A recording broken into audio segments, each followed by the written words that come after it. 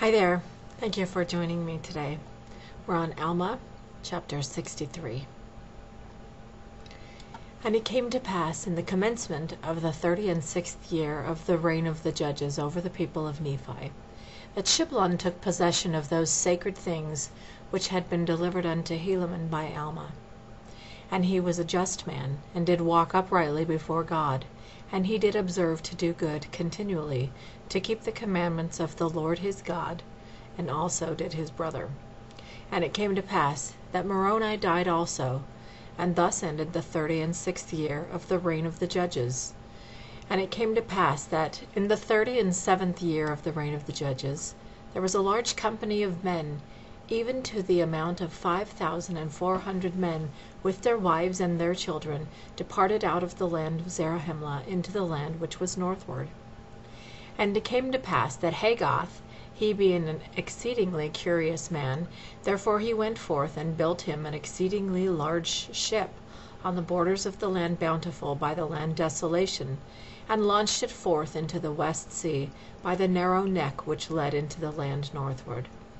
And behold, there were many of the Nephites who did enter therein, and did sail forth with much provisions, and also many women and children, and they took their course northward.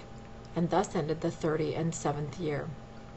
And in the 38th year this man built other ships, and the first ship did also return, and many more people did enter into it, and they also took much provisions, and sailed out again to the land northward.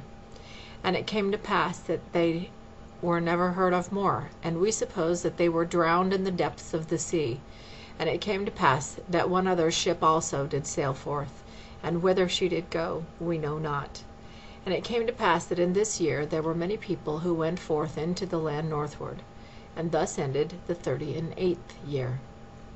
And it came to pass in the 39th year of the reign of the judges, Shiblon died also, and Corianton had gone forth to the land northward in a ship, to carry forth provisions unto the people who had gone forth into that land.